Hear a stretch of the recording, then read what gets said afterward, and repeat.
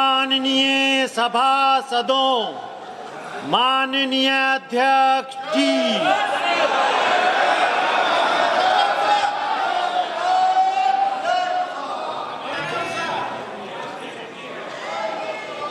Item number 1,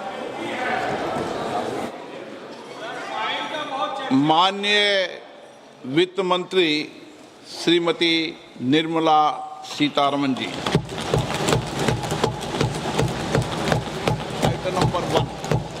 Item number 1. Sir, with your permission, I rise to lay on the table a copy each of the following papers, Hindi and English versions, under Article 281 of the Constitution, Report for 2026 to 2031, Volume 1, Main Report of the 16th Finance Commission.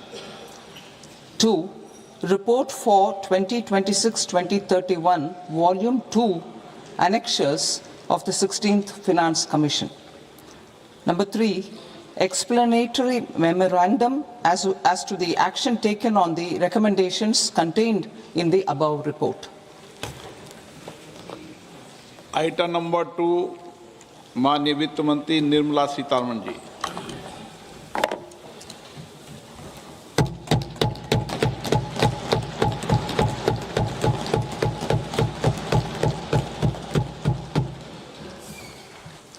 Honorable Speaker, sir, on the sacred occasion of Magh Purnima and the birth anniversary of Guru Ravidas, I present the budget for the year 2026-2027.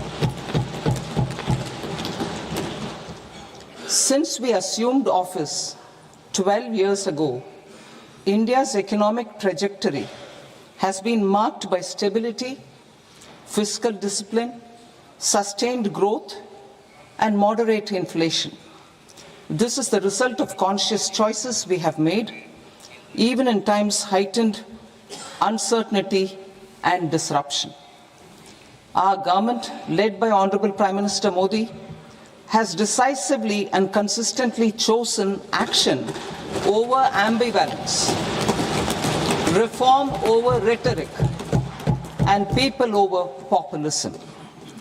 We have pursued far-reaching structural reforms, fiscal prudence and monetary stability, whilst maintaining a strong thrust on public investment. Keeping Atmanirbharta as a lodestar, we have built domestic manufacturing capacity, energy security, and reduced critical import dependencies. Simultaneously, we have ensured that citizens benefit from every action of the government, undertaking reforms to support employment generation, agricultural productivity, household purchasing power, and universal services to people. These measures have delivered a high growth rate of around 7% and helped us make substantial strides in poverty reduction and improvement in the lives of our people. Today, we face an external environment in which trade and multilateralism are imperiled and access to resources and supply chains are disrupted. New technologies are transforming production systems while sharply increasing demands on water, energy, and critical minerals. India will continue to take confident steps towards Vikasit Bharat, balancing ambition with inclusion. As a growing economy with expanding trade and capital needs, India must also remain deeply integrated with global markets, exporting more and attracting stable long-term investment. As I begin Part A, I want to express my gratitude to the people for standing firmly with us as we forge our way together towards becoming one of the largest economies of the world.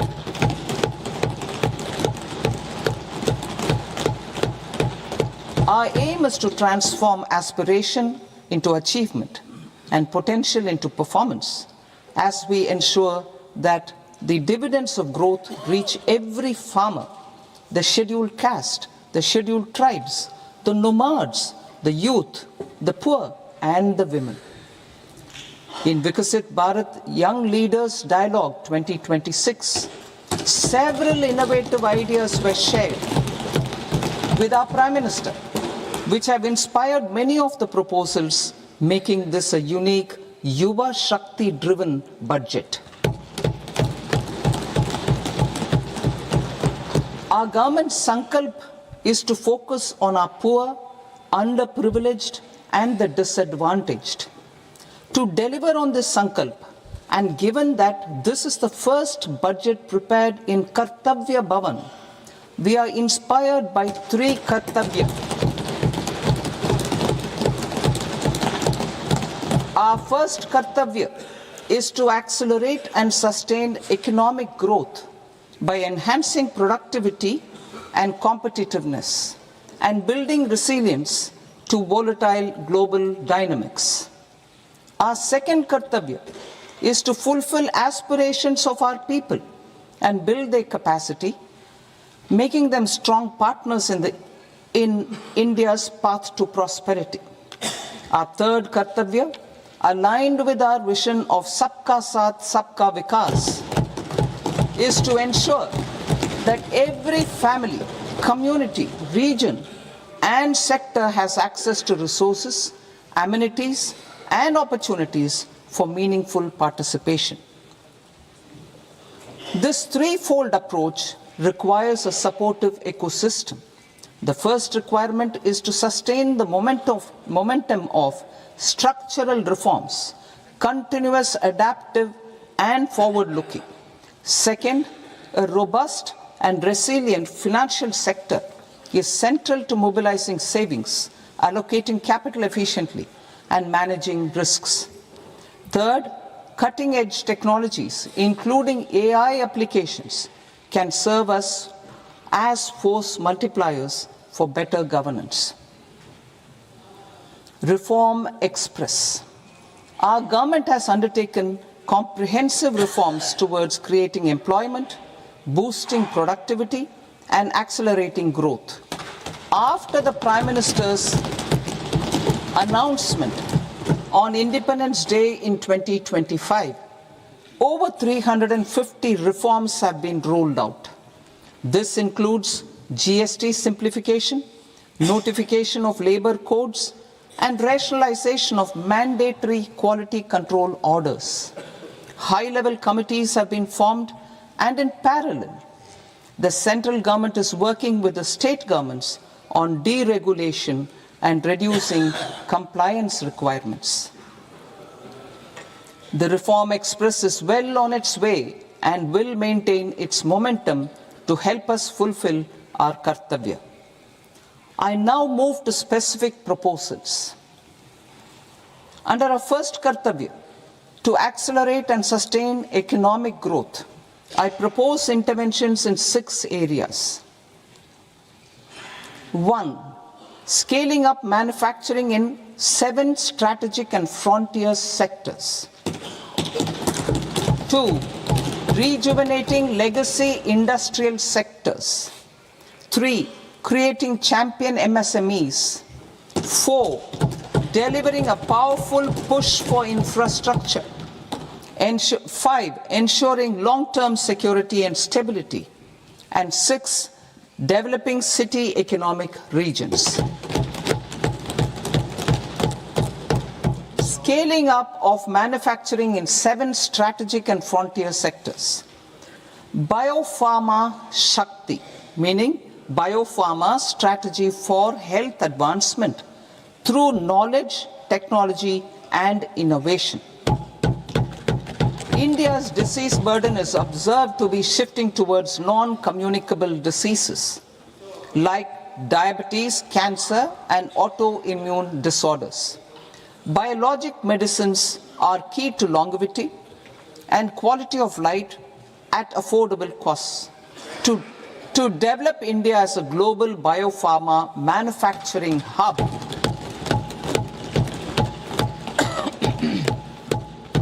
I propose the Biopharma Shakti with an outlay of 10,000 crores over the next 5 years.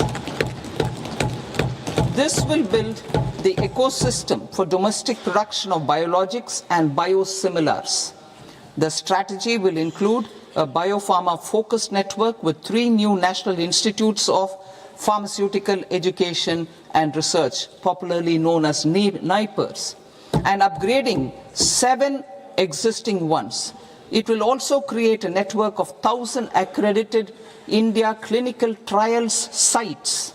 We propose to strengthen the Central Drug Standard Control Organization to meet global standards and approve timeframes through and approval timeframes through a dedicated scientific review cadre and specialists. India's Semiconductor Mission 1.0 expanded India's semiconductor sector capabilities. Building on this, we will launch ISM 2.0 to produce equipment and materials, design full-stack Indian IP, and fortify supply chains.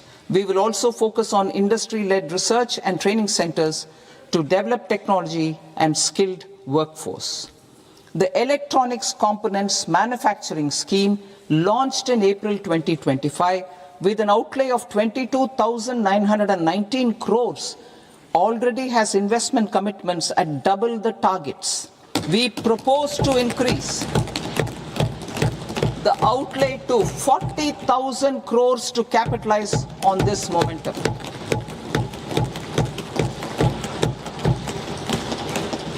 A scheme for rare earth permanent magnets was launched in 2025 November. We now propose to support the mineral-rich states of Odisha, Kerala, Andhra Pradesh and Tamil Nadu to establish dedicated rare earth corridors to promote mining, processing, research and manufacturing.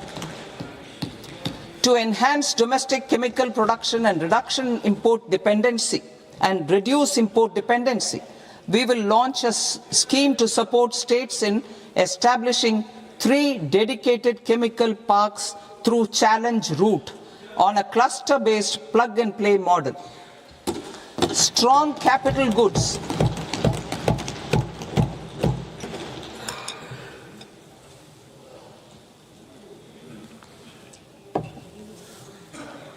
Strong capital goods capability is a determinant of productivity and quality across different sectors. Towards building this capacity, I propose the following. High-tech tool rooms will be established by central public sector enterprises at 2 locations as digitally enabled automated service bureaus that locally design, test and manufacture high-precision components at scale and at lower cost. 2. A scheme for enhancement of construction and infrastructure equipments will be introduced to strengthen domestic manufacturing of high value and technologically advanced CIE. This can range from lifts in a multi-storied apartment or firefighting equipment in multiplexes, large or small, and to tunnel boring equipments for building metros and high-altitude roads. I also propose a scheme for container manufacturing to create a globally competitive container manufacturing ecosystem with a budgetary allocation of 10,000 crores over a 5-year period. For the labor-intensive textile sector, I propose an integrated program with 5 subparts. 1. The National Fiber Scheme for self-reliance in natural fibers, such as silk, wool and jute, man-made fibers and new age fibers. Textile expansion and employment scheme to modernize traditional clusters with capital support for machinery, technology upgradation and common testing and certification centers. 3. The National Handloom and Handicraft Program to integrate and strengthen existing schemes and ensure targeted support for weavers and artisans. Tex Eco initiative to promote globally competitive and sustainable textiles and apparels. Samarth 2.0 to modernize the upgrade the textile skilling ecosystem through collaboration with industry and academic institutions. Further, I propose to set up mega textile parks in challenge mode. They can also focus on bringing value addition to technical textiles. I propose to launch the Mahatma Gandhi Gram Swaraj initiative to strengthen khadi, handloom and handicrafts. This will help in global market linkage and branding. It will streamline and support training, skilling, quality of process and production. This will benefit our weavers, village industries, one district, one product ODOP initiative and also our rural youth. India has the potential to emerge as a global hub for high quality, affordable sports goods. I propose a dedicated initiative for sports goods that will promote manufacturing, research and innovation in equipment design as well as material sciences. Rejuvenation of legacy industrial clusters. I propose to introduce a scheme to revive 200 legacy industrial clusters to improve their cost competitiveness and efficiency through infrastructure and technology upgradation. Creating champion SMEs and supporting micro enterprises. Recognizing MSMEs as a vital engine of growth, I propose a three-pronged approach to help them grow as champions. Equity support. I propose to introduce a dedicated 10,000 crores SME growth fund to create future champions, incentivizing enterprises based on select criteria. I also propose to top up the Self-Reliant India Fund set up in 2021 with 2,000 crores to continue support to micro enterprises and maintain their access to risk capital. Liquidity support. With TREADS, more than 7 lakh crore has been made available to MSMEs. To leverage its full potential, I propose 4 measures. 1. Mandate TREADS as the transaction settlement platform for all purchases from MSMEs by CPSEs, serving as a benchmark for other corporates. 2. Introduce a credit guarantee support mechanism through CGTMSE for invoice discounting on TREADS platform. 3. Link GEM with TREADS for sharing information with financiers about government purchases from MSMEs, encouraging cheaper and quicker financing. 4. Introduce TREADS receivables as asset-backed securities, helping develop a secondary market, enhancing liquidity and settlement of transactions. Professional support. Government will facilitate professional institutions such as the ICAI, ICSI, ICMAI to design short-term modular courses and practical tools to develop a cadre of corporate mitras, especially in Tier 2 and Tier 3 towns. These accredited para-professionals will help MSMEs meet compliance requirements at affordable costs. Infrastructure. During this past decade, our government has undertaken several initiatives for large-scale enhancement of public infrastructure, including through new financing instruments such as Infrastructure Investment Trust (InvITs) and Real Estate Investment Trust (REITs), and institutions like NIIF and NABFID. We shall continue to focus on developing infrastructure in cities with over 5 lakh population, that is tier 2, tier 3 cities, which have expanded to become growth centers. Public capital expenditure has increased manifold from 2 lakh crore in 2014-15 to an allocation of 11.2 lakh crore in BE 25-26. In this coming year, that is financial year 2026-27, I propose to increase it to 12.2 lakh crores to continue the momentum. To strengthen the confidence of private developers regarding risks during infrastructure development and construction phase, I propose to set up an infrastructure risk guarantee fund to provide prudentially calibrated partial credit guarantee to lenders. Over the years, rights have emerged as a successful instrument for asset monetization.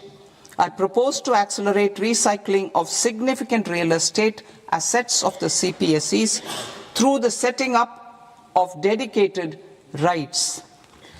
To promote environmentally sustainable movement of cargo, I propose to 1. Establish new dedicated freight corridors connecting Dankuni in the east to Surat in the west. Operationalize 20 new national waterways over the next 5 years.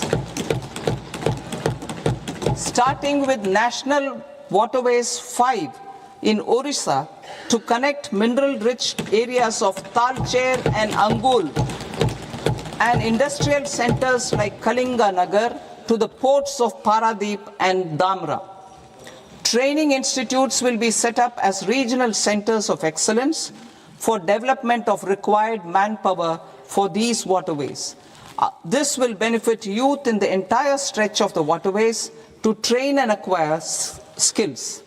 Further, a ship repair ecosystem catering to inland waterways will also be set up at Varanasi and Patna.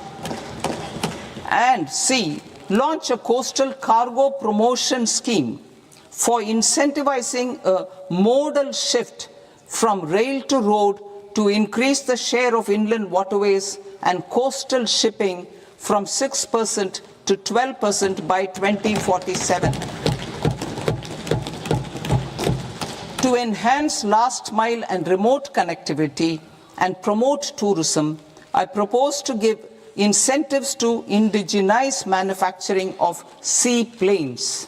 A seaplane VGF scheme will be also introduced to provide support for operations. Carbon capture, utilization and storage. Aligning with the roadmap launched in December 2025, the carbon capture, utilization and storage technologies at scale will achieve higher readiness and in end-use application across 5 industrial sectors, including power, steel, cement, refineries, and chemicals. An outlay of 20,000 crore is proposed over the next 5 years for this purpose. City economic regions. Cities are India's engines of growth, innovation, and opportunities. We shall now focus on tier 2, tier 3 cities, and even temple towns, which need modern infrastructure and basic amenities. This budget aims to further amplify the potential of cities to deliver the economic power of agglomerations by mapping city economic regions based on their specific growth drivers. An allocation of 5,000 crore per CER over 5 years is proposed for implementing their plans through a challenge mode with a reform-cum-result-based financing mechanism. In order to promote environmentally sustainable passenger systems, we will develop 7 high-speed rail corridors between cities as growth connectors, namely Mumbai to Pune, Pune to Hyderabad, Hyderabad to Bengaluru, Hyderabad to Chennai, Chennai to Bengaluru, Delhi to Varanasi, Varanasi to Siliguri.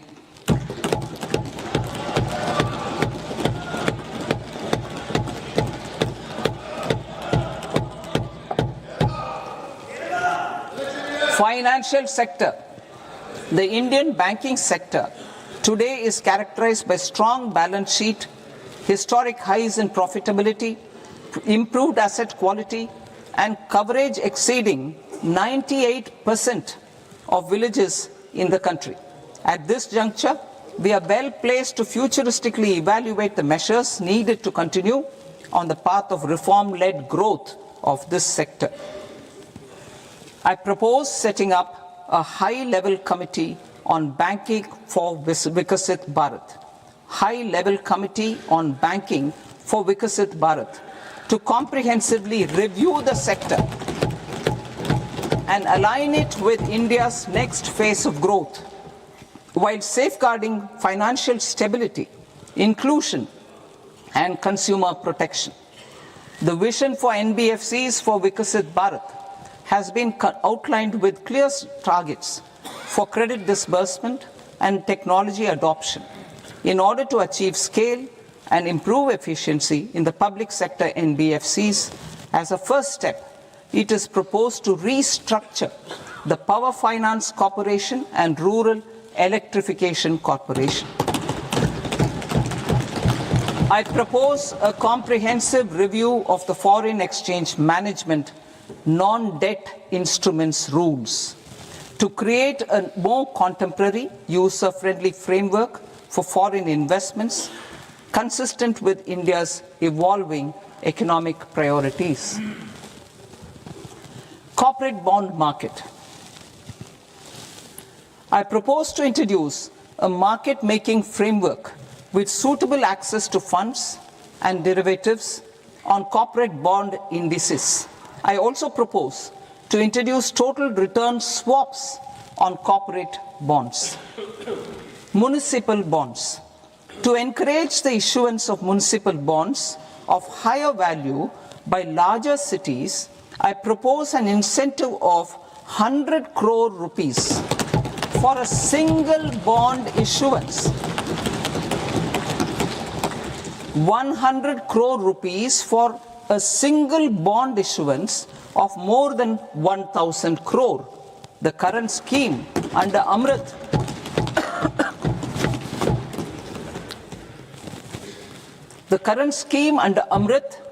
which incentivizes issuances up to 200 crores only, will also continue to support smaller and medium towns. That will also continue to support the smaller and medium towns. Ease of doing business. Individual persons resident outside India, PROI, will be permitted to invest in equity instruments of listed Indian companies through the portfolio investment scheme.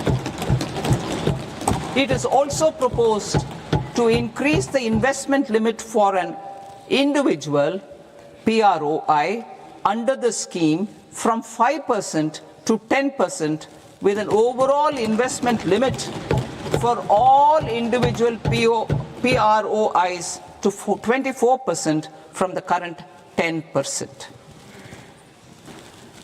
Emerging technologies including AI. 21st century is technology driven. Adoption of technology is for the benefit of all people. Farmers in the field, women in STEM, youth keen to upskill, and Divyangjan to access newer opportunities. The government has taken several steps to support new technologies through AI Mission, National Quantum Mission, Anusandhan National Research Fund, and Research and Development and Innovation Fund. Our second kartavya is to fulfill aspirations and build capacities. Close to 25 crore individuals have come out of multi-dimensional poverty through a decade of our government's sustained and reform-oriented efforts.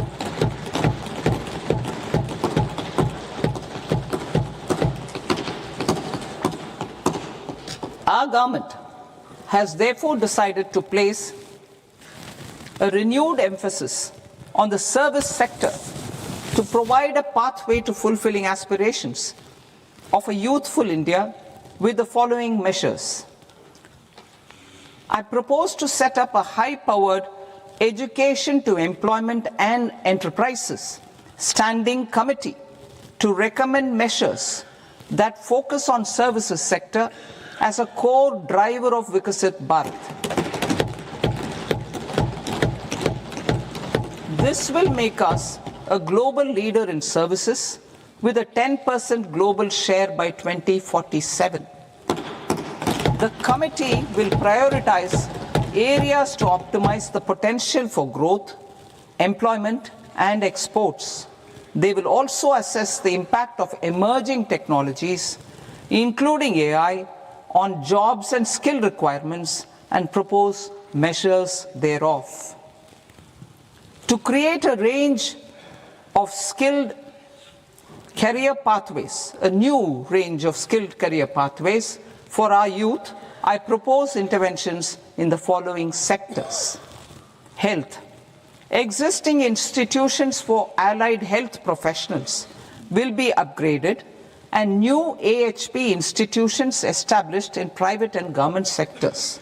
This will cover 10 selected disciplines, including optometry, radiology, anesthesia, OT technology, applied psychology and behavioral health, and add 1 lakh AHPs over the next 5 years.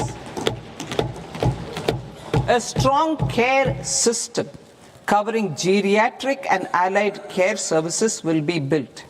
A variety of NSQF aligned programs will be developed to train multi-skilled caregivers, combining core care and allied skills such as wellness, yoga, and operation of medical assistive devices. In the coming year, 1.5 lakh caregivers will be trained.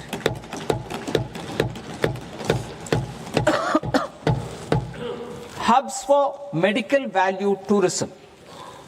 To promote India as a hub for medical tourism services, I propose to launch a scheme to support states in establishing 5 regional medical hubs in partnership with the private sector.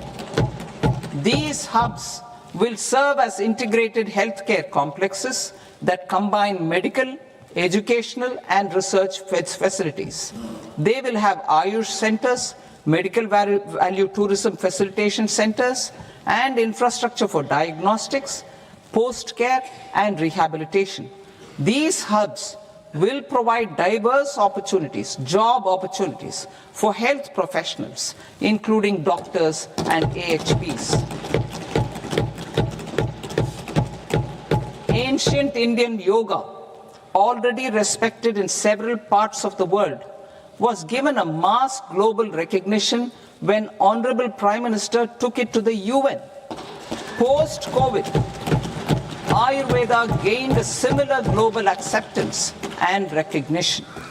Exporting quality Ayurveda products helps farmers who grow the herbs and youth who process the products. To meet growing global demand, a few more steps are being taken. I propose to 1. Set up 3 new All India Institutes of Ayurveda. 2. Upgrade Ayush pharmacies and drug testing labs for higher standards of certification ecosystem and make available more skilled personnel. 3.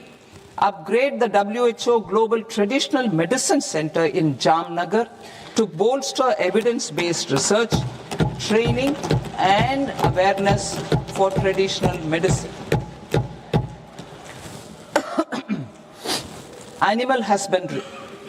Livestock contributes close to 16% of farm income, including of poor and marginal households. To scale up availability of veterinary professionals by more than 20,000, I propose to roll out a loan-linked capital subsidy support scheme for establishment of veterinary and para-veterinary colleges, veterinary hospitals, diagnostic laboratories, and breeding facilities in private sector. Collaboration between Indian and foreign institutions will also be facilitated. Orange economy. India's animation, visual effects, gaming and comics sector, AVGC sector, is a growing industry projected to require 2 million professionals by 2030. I propose to support the Indian Institute of Creative Technologies, Mumbai, in setting up AVGC content creator labs in 15,000 secondary schools all over the country and 500 colleges.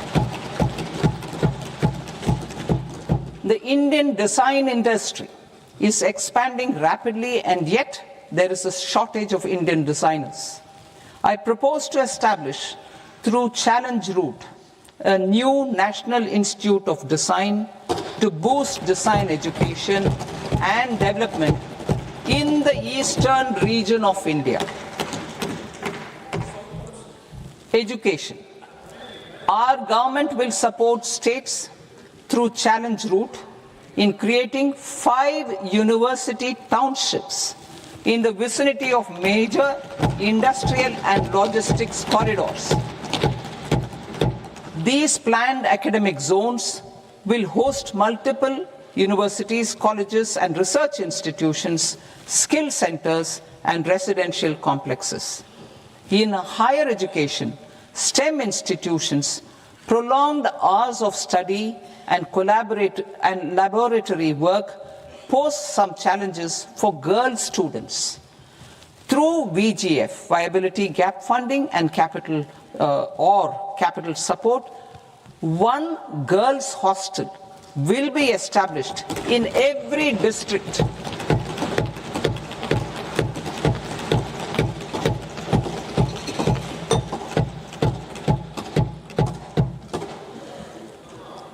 To promote astrophysics and astronomy via immersive experiences, 4 telescope infrastructure facilities will be set up or upgraded.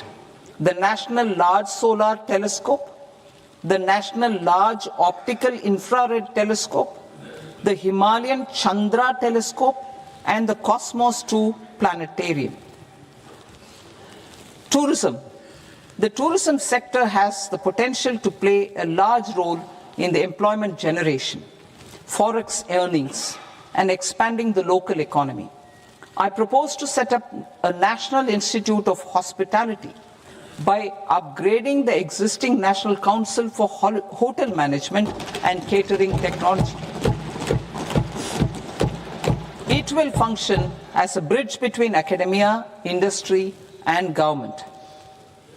I also propose a pilot scheme for upskilling 10,000 guides in 20 iconic tourist sites through a standardized, high-quality, 12-week training course in hybrid mode in collaboration with the Indian Institute of Management. A national destination digital knowledge grid will be established to digitally document all places of significance, cultural, spiritual, and heritage.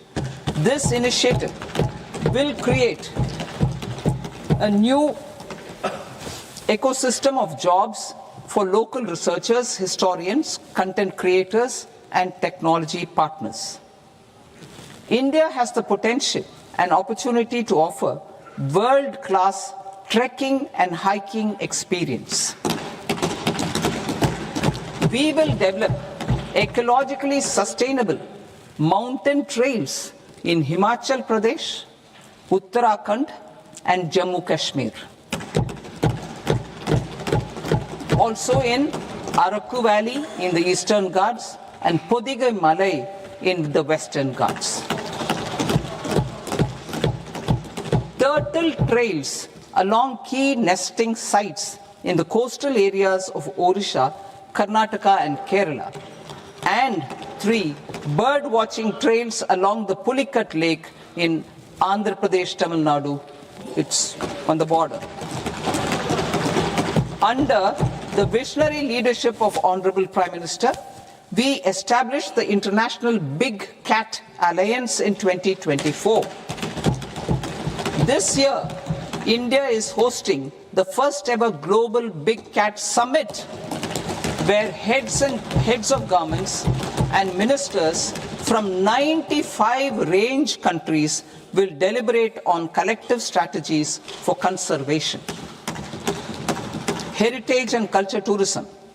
I propose to develop 15 archaeological sites, including Lothal, Dolavira, Rakhi Gadi, Adichanallur, Saranath, Hastinapur, and Leh Palace into vibrant experiential cultural destinations. Excavated landscapes will be open to the public through curated walkways. Immersive storytelling skills and technologies will be introduced to help conservation labs, interpretation centers, and guides. The sports sector provides multiple means of employment, skilling, and job opportunities. Taking forward the systematic nurturing of sports talent, which is set in motion through the Khelo India program earlier, I propose to launch a Khelo India mission to transform the sports sector over the next decade. The mission will facilitate an integrated talent development pathway supported by training centers, which are foundational, intermediate, and elite levels. B, systematic development of coaches and support staff. C, integration of sports science and technology. D, competitions and leagues to promote sports culture and provide platforms. And E, development of sports infrastructure for training and competition. Our third Kartavya aligns with our vision of Sabka Saath, Sabka Vikas towards Vikasit Bharat. This requires targeted efforts for 1, increasing farmer incomes through productivity enhancement and entrepreneurship, with special attention to small and marginal farmers. B, empowering Divyangjan through access to livelihood opportunities, training, and high-quality assistive devices. C, empowering the vulnerable to access mental health and trauma care. D, focus on the Purvodaya states and the Northeast region to accelerate development and employment opportunities. Fisheries. We will undertake initiatives for integrated development of 500 reservoirs and Amrit Sarovars. 2, strengthen the fisheries value chain in coastal areas and enable market linkages involving startups and women-led groups together with fish farmer producer organizations. Animal husbandry. To provide quality employment opportunities in rural and peri-urban areas, we will support the animal husbandry sector in entrepreneurship development through A, credit-linked subsidy program, B, scaling up and modernization of livestock enterprises, C, enhanced creation of livestock, dairy, and poultry, enhanced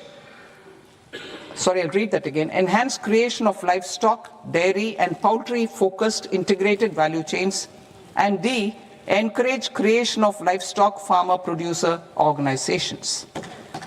High-value agriculture. To diversify farm outputs, increase productivity, enhance farmers' incomes, and create new employment opportunities, we will support high-value crops such as coconut, sandalwood, cocoa, cashew in the coastal areas. Agar trees in Northeast and nuts such as almonds, walnuts, and pine nuts in our hilly regions. These, all of them, will be supported. India is the world's largest producer of coconuts. About 30 million people, including nearly 10 million farmers, depend on coconuts for their livelihood. To further enhance competitiveness in coconut production, I propose a coconut promotion scheme to increase production and enhance productivity through various interventions, including replacing and non-productive trees with new saplings or plants or varieties in major coconut growing states.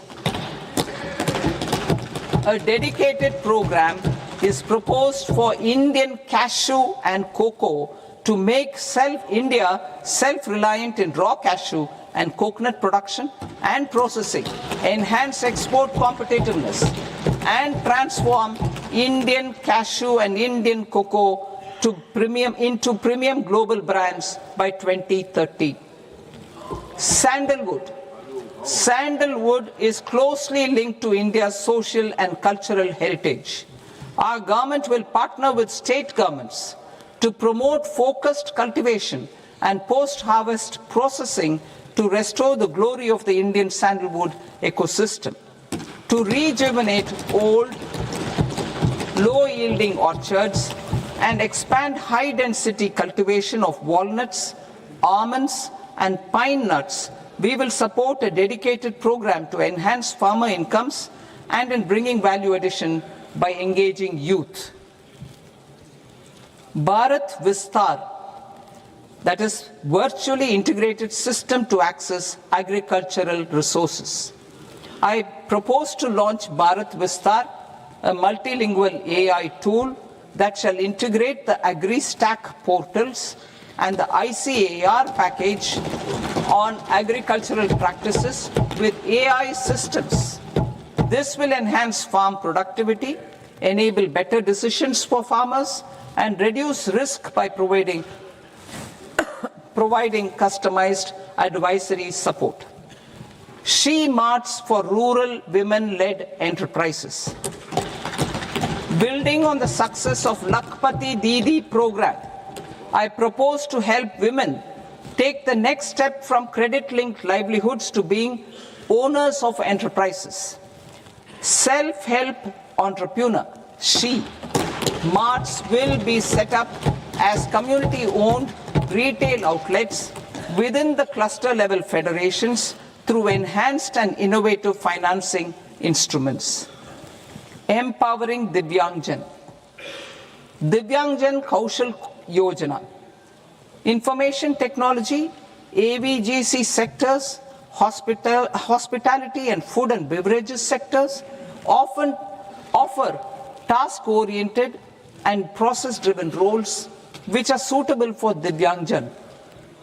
We will ensure dignified livelihood opportunities through industry-relevant and customized training specific to each Divyangjan group. Divyang Sahara Yojana. Timely access to high-quality assistive devices for all eligible Divyangjan is a fundamental need. I propose to 1. Support the Artificial Limbs Manufacturing Corporation of India, ALIMCO, to set up and to scale up production of assistive devices, invest in R&D and AI integration, strengthen PM Divyasha Kendras, and support setting up of assistive technology marts as modern retail style centers where Divyangjan and senior citizens can see, try and purchase assistive products. Reaffirming our commitment to mental health and trauma care. There are no national institutes for mental health care in North India. We will therefore set up a NIMHANS 2 and also upgrade national mental health institutes in Ranchi and in Tezpur as regional apex institutions. Emergencies expose families, particularly the poor and vulnerable, to unexpected expenditure. We will strengthen and increase these capacities by 50% in district hospitals by establishing emergency and trauma care centers. Focus on Purvodaya states and northeastern regions. Purvodaya, I propose the development of an integrated East Coast industrial corridor with a well-connected node at Durgapur, creation of 5 tourism destinations in 5 Purvodaya states, and the provision of 4,000 e-buses. Buddhist sites in northeastern region. The northeastern region is a civilizational confluence of Theravada and Mahayana or Vajrayana traditions. I propose to launch a scheme for development of Buddhist circuits in Arunachal Pradesh, Sikkim, Assam, Manipur, Mizoram, and Tripura. The scheme will cover preservation of temples and monasteries, pilgrimage interpretation centers, connectivity, and pilgrim amenities. 16th Finance Commission. On 17th November 2025, the 16th Finance Commission submitted its report to the President. As mandated under Article 281 of the Constitution, the government is to lay the report along with the explanatory memorandum on the action taken report on the recommendations of the Commission in Parliament, which, Sir, Honourable Speaker, you've allowed me to do at the commencement of this session. The government has accepted the recommendation of the Commission to retain the vertical share of devolution at 41%.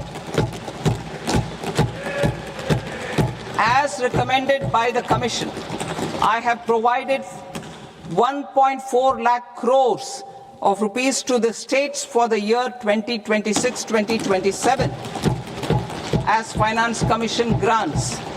These include rural and urban local body and disaster management grants. Fiscal consolidation. Government has been delivering on our fiscal commitments consistently without compromising on social needs. To strive towards accepted standards of fiscal management in Budget 25-26, I had indicated that the central government would target reaching a debt to GDP ratio of 50 plus or minus 1% by 2030-31. In line with this, the debt to GDP ratio is estimated to be 55.6% of GDP in BE 26-27, compared to 56.1% of GDP in RE 25-26.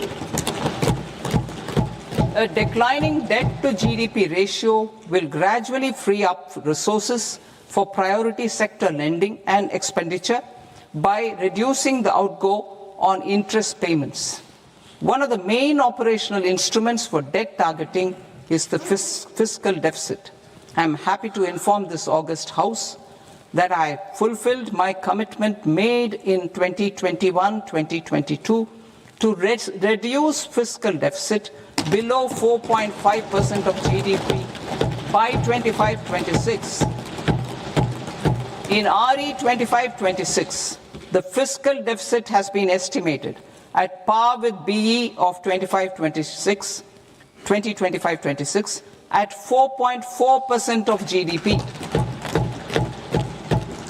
In line with the new fiscal prudence path of debt consolidation, the fiscal deficit in BE 26-27 is estimated to be 4.3% of the GDP.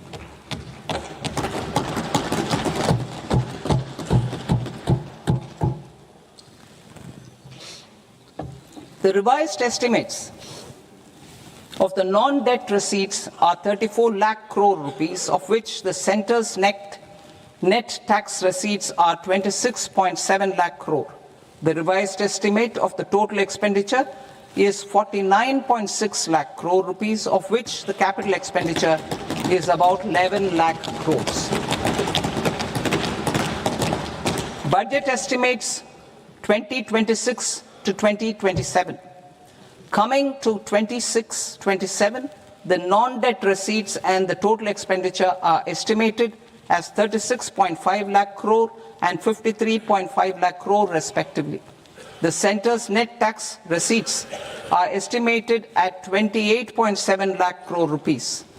To finance the fiscal deficit, the net market borrowings from dated securities are estimated at 11.7 lakh crore rupees.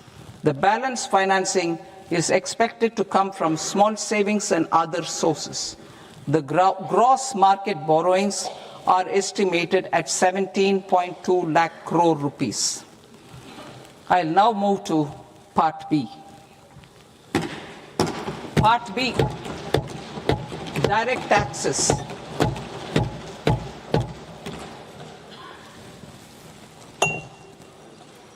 Honorable Speaker, sir, I now present my proposals on direct taxes.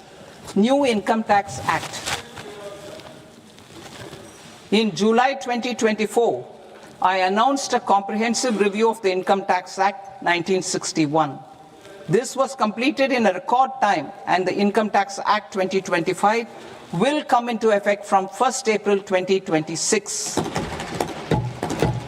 The simplified income tax rules and forms will be notified shortly, giving adequate time to taxpayers to acquaint themselves with its requirements. The forms have been redesigned such that ordinary citizens can comply without difficulty. Ease of living.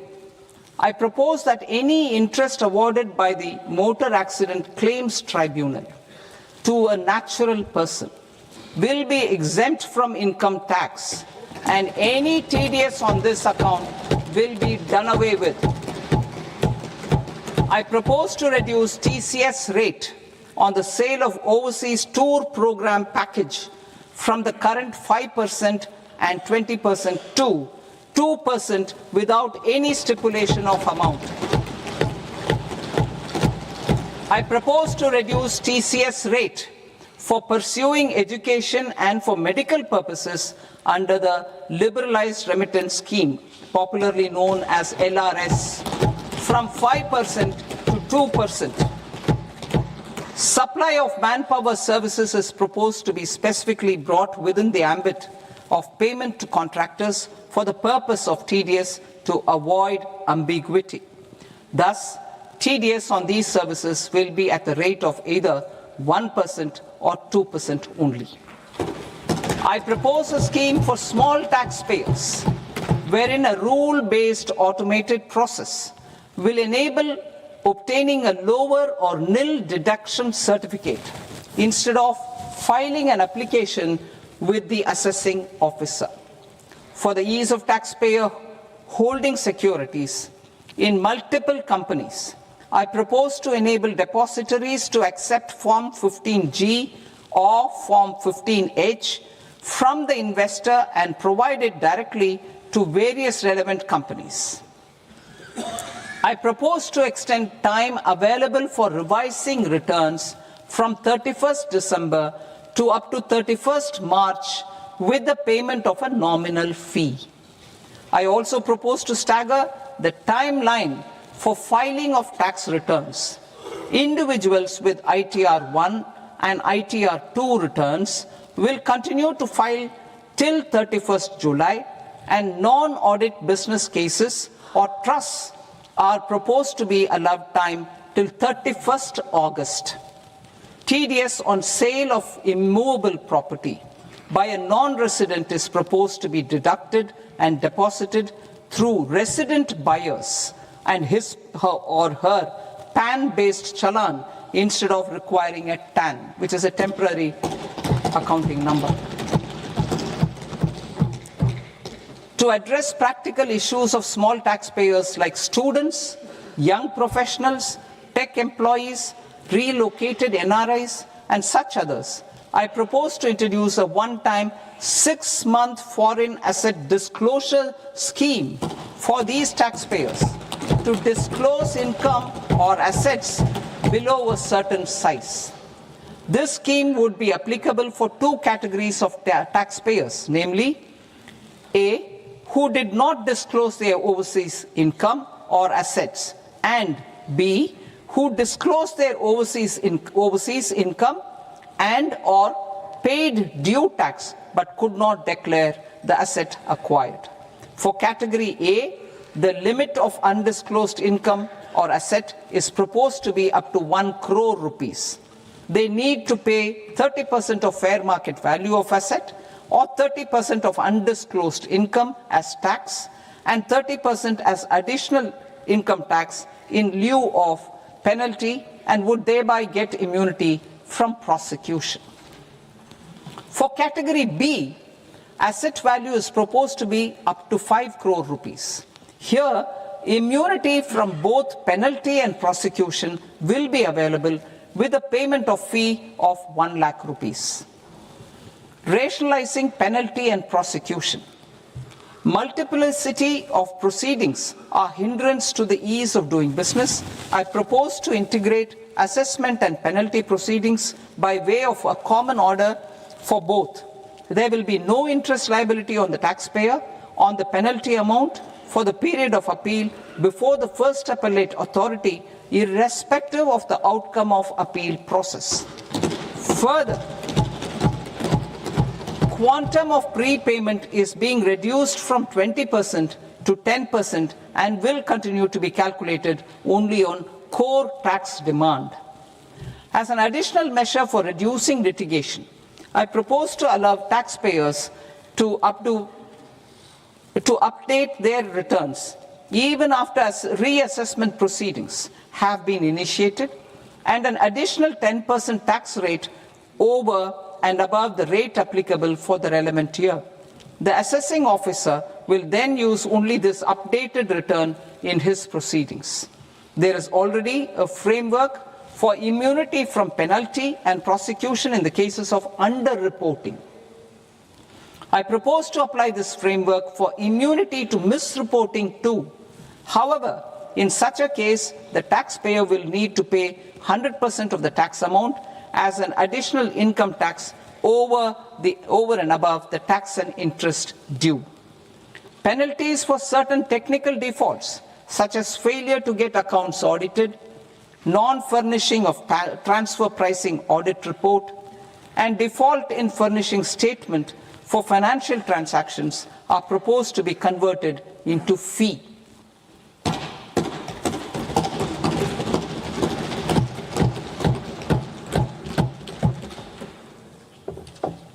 I propose to rationalize prosecution framework under Income Tax Act while maintaining a careful balance for deterrence in some serious offence. Non-production of books of account and documents and requirement of TDS payment where payment is made in kind are being decriminalized. Further, minor offences will attract fine only. The remaining prosecutions will be graded commensurate with the quantum of offence. They will entail only simple imprisonment with maximum imprisonment reduced to 2 years and power to courts to convert even those into fines. There is no penalty. There is no penalty presently for non-disclosure of non-immovable foreign assets with aggregate value less than 20 lakh rupees. I propose to also provide them with immunity from prosecution with retrospective effect from 1/10/2024.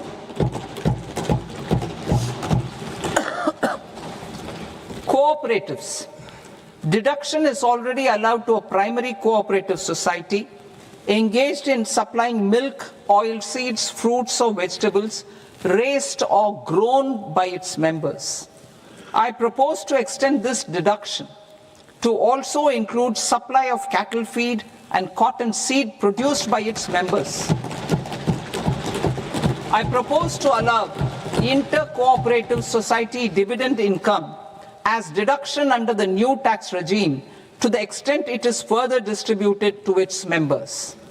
I further propose to allow exemption for a period of 3 years to dividend income received by a notified national cooperative federation on their investments made in companies up to 31/1/2026. This exemption would be allowed only for dividends further distributed to its member cooperatives. Supporting IT sector as India's growth engine. India is a global leader in software development services, IT-enabled services, knowledge process outsourcing services, and contract R&D services relating to software development. These businesses and their segments are quite interconnected with each other. All these services are proposed to be clubbed under a single category of information technology services with a common safe harbor margin of 15.5% applicable to all. The threshold for availing safe harbor for IT services is being enhanced substantially from 300 crore rupees to 2,000 crore rupees. Safe harbor for IT services shall be approved by an automated rule-driven process without any need for tax officer to examine and accept the application. Once applied by an IT services company, the same safe harbor can be continued for a period of 5 years at a stretch at its choice. For IT services companies who want to conclude advanced pricing agreement, APA, I propose to fast-track unilateral APA process for IT services and endeavor to conclude it within a period of 2 years. The period of 2 years can be extended by a further period of 6 months on taxpayers' request. I propose to extend the facility of modified returns available to the entity entering APA to its associated entities also. Attracting global business and investment. Recognizing the need to enable critical infrastructure and boost investment in data centers, I propose to provide tax holiday till 2047 to any foreign company that provides cloud services to customers globally by using data center services from India. It will, however, need to provide services to Indian customers through an Indian reseller entity. I also propose to provide a safe harbor of 15% on cost in case the company providing data center services from India is a related entity.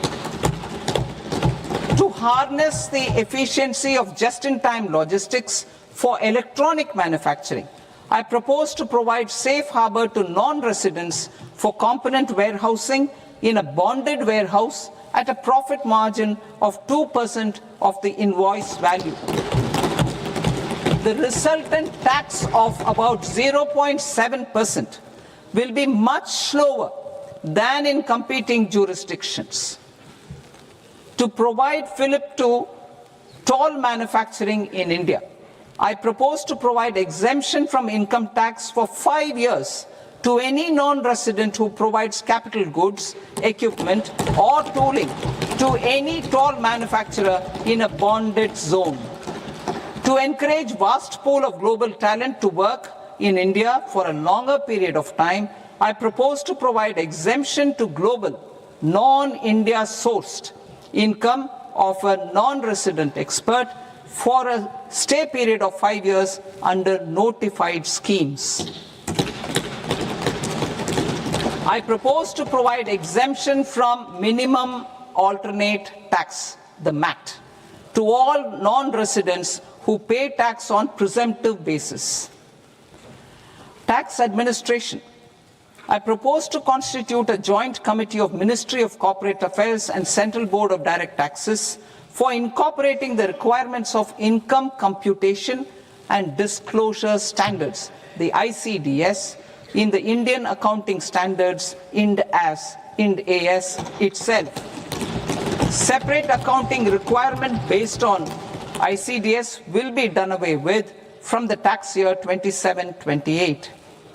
To support Prime Minister Modi's vision of homegrown accounting and advisory firms to become global leaders, I propose to rationalize the definition of accountant for the purposes of safe harbor rules. Other tax proposals. Change in taxation of buyback was brought in to address the improper use of buyback route by promoters. In the interest of minority shareholders, I propose to tax buyback for all types of shareholders as capital gains.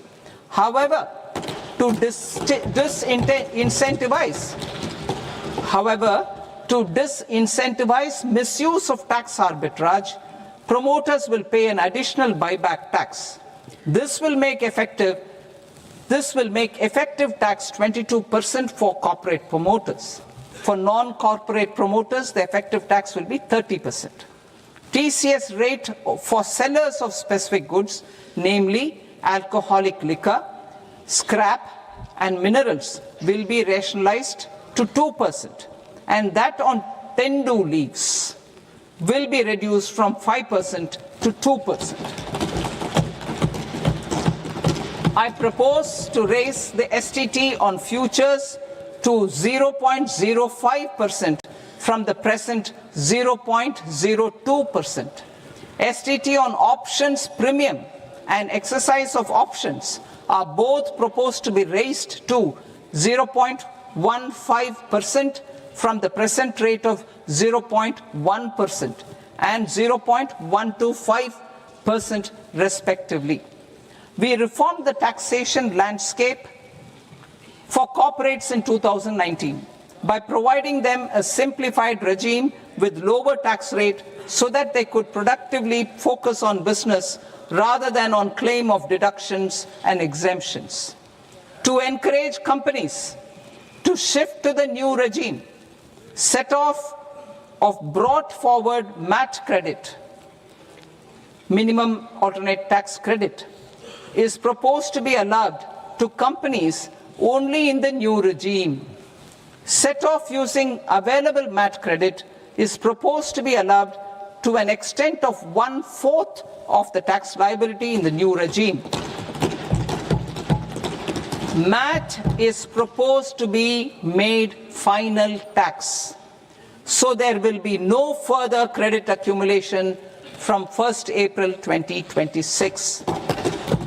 In line with this change, the rate of final tax is being reduced to 14% from the current MAT rate of 15%.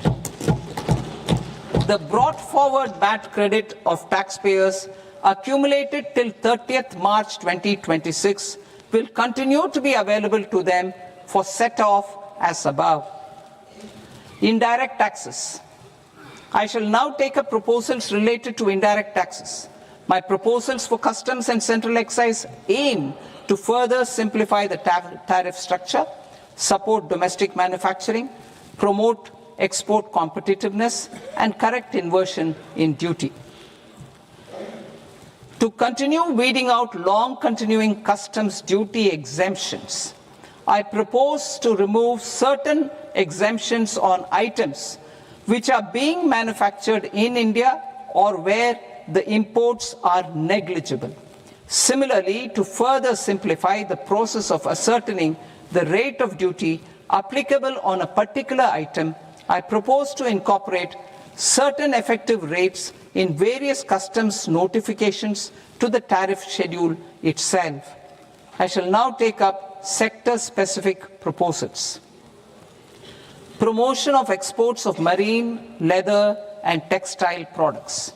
I propose to increase the limit for duty-free imports of specified inputs used for processing seafoods for export from the current 1% to 3% of FOB value of the previous year's export turnover. I also propose to allow duty-free imports of specified inputs, which is currently available for exports of leather or synthetic footwear, to exports of shoe uppers as well. I propose to extend the time period for export of final product from the existing 6 months to 1 year for exporters of leather or textile garments, leather or synthetic footwear, and other leather products. Energy transition and security. I propose to extend the basic customs duty exemption given to capital goods used for manufacturing lithium-ion cells for batteries to those used for manufacturing lithium-ion cells for battery energy storage systems also. I propose to exempt basic customs duty on import of sodium antimonate for use in manufacture of solar glass. Nuclear power. I propose to extend the existing basic customs duty exemption on imports of goods required for nuclear power projects till the year 2035 and expand it for all nuclear plants irrespective of their capacity. Critical minerals. It is proposed to provide basic customs duty exemption to the import of capital goods required for the processing of critical minerals in India. Biogas blended CNG. I propose to exclude the entire value of biogas while calculating the central excise duty payable on biogas blended CNG. Civil and defense aviation. I propose to exempt basic customs duty on components and parts required for the manufacture of civilian training and other aircrafts. It is proposed to exempt basic customs duty on raw materials imported for the manufacture of parts of aircraft to be used in maintenance, repair, or overall requirements by units in the defense sector. Electronics. To deepen value addition in the consumer electronics sector, I propose to exempt basic customs duty on specified parts used in the manufacture of microwave ovens. Special economic zone. To address the concerns arising about utilization of capacity by manufacturing units in the special economic zones due to global trade disruptions, I propose as a special one-time measure to facilitate sales by eligible manufacturing units in SEZs to the domestic tariff area at concessional rates of duty. The quantity of such sales will be limited to a prescribed proportion of their exports. Necessary regulatory changes will be undertaken to operationalize the measures while ensuring level playing field for the units working in the DTA. Ease of living. To rationalize the customs duty structure for goods imported for personal use, I propose to reduce the tariff rate on all dutiable goods imported for personal use from 20% to 10%. To provide relief to patients, particularly those suffering from cancer, I propose to exempt basic customs duty on 17 drugs or medicines. I propose also to add 7 more rare diseases for the purposes of exempting import duties on personal imports of drugs, medicines, and food for special medical purposes used in their treatment. Customs process. India's role and share in the global trade is poised for a major leap in line with our ambition and journey towards Vikasit Bharat. In this regard, I propose many measures for custom processes to have minimal intervention for smoother and faster movement of goods and greater certainty to the trade. Trust-based systems. I propose to enhance duty deferral period for Tier 2 and Tier 3 authorized economic operators, known as AEOs, from 15 days to 30 days. I propose to provide eligible manufacturer importers the same duty deferral facility. This should encourage them to get themselves accredited as a full-fledged Tier 3 AEO in due course. To provide greater certainty and for better business planning, I propose to extend validity period of advance ruling binding on customs from the present 3 years to 5 years. In the spirit of the whole of government approach,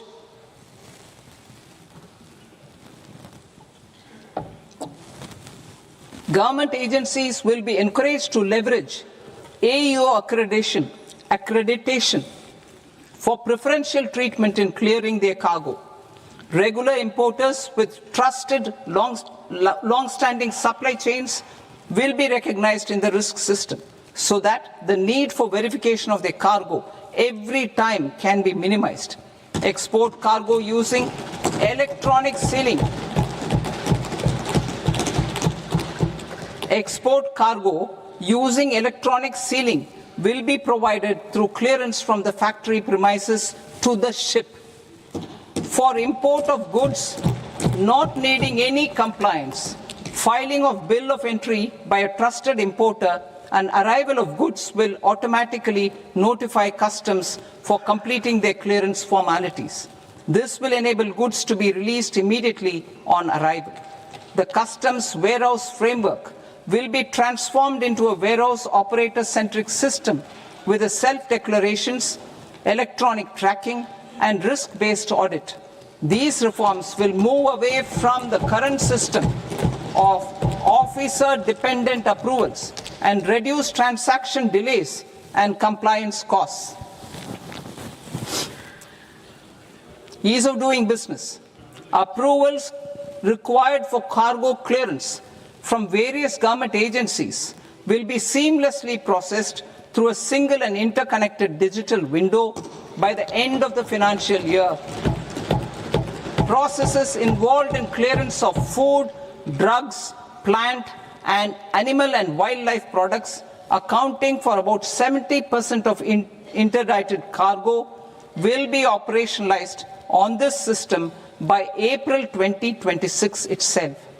For goods not having any compliance requirement, clearance will be done by customs immediately after online registration is completed by the importer, subject to the payment of duty. Customs integrated system will be rolled out in 2 years as a single integrated and scalable platform for all customs processes. Utilization of non-intrusive scanning with advanced imaging and AI technology for risk assessment will be expanded in a phased manner with the objective to scan every container across all the major ports. New export opportunities to support Indian fishermen to fully harness the economic value of marine resources beyond our territorial waters. The following measures will be taken. A. Fish catch by an Indian fishing vessel in exclusive economic zone or on the high seas will be made free of duty. Landing of such fish on foreign port will be treated as export of goods. Safeguards will be put in place to prevent misuse during fish catch, transit, or transshipment. To support aspirations of India's small businesses, artisans, and startups to access global markets through e-commerce, I am pleased to announce complete removal of the current value cap of 10 lakh rupees per consignment on courier exports. In addition, handling of rejected and returned consignments will be improved with effective use of technology for identifying such consignments. I propose to revise provisions governing baggage clearance during international travel to address genuine concerns of passengers. The revised rules will enhance duty-free allowances in line with the present-day travel realities and provide clarity in temporary carriage of goods brought in or taken out. There are honest taxpayers who are willing to settle disputes by paying all their dues. but they get deterred due to negative connotation associated with penalty. They will now be able to close cases by paying an additional amount in lieu of penalty. Honorable Speaker, sir, with this, I commend the budget to this august House. Jai Hind.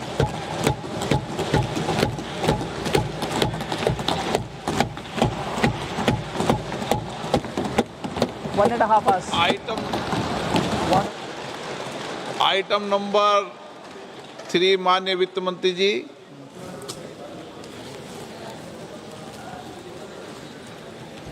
Item number 2, sir. 3। 3.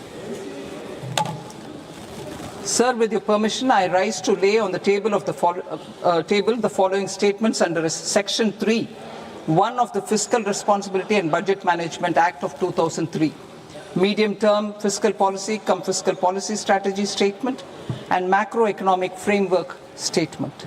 Item number 4 माननीय वित्त मंत्री जी। Sir, with your permission, I move for leave to introduce the Finance Bill 2026. प्रश्न ये कि विधेयक को पुनर्स्थापित करने की अनुमति प्रदान की जाए। जो सदस्य इस पक्ष में हाँ गए, जो सदस्य विरोध में ना गए, मेरे विचार में निर्णय हाँ वालों के पक्ष में, हाँ वालों के पक्ष में अनुमति प्रदान की जाती है। माननीय मंत्री जी, अब विधेयक पुनर्स्थापित करें। Sir, I introduce the bill. माननीय सदस्यगण, आपको सूचित किया जाता है कि माननीय वित्त मंत्री जी के बजट भाषण की कॉपी पब्लिकेशन काउंटर पर ली जाती है। बजट भाषण और बजट से संबंधित दस्तावेज आपके मोबाइल फोन और मेंबर पोर्टल्स पर ही उपलब्ध है। सभा की कार्रवाई कल सोमवार दिनांक 2 फरवरी 2026 को प्राप्त 11 बजे तक के लिए स्थगित की जाती है।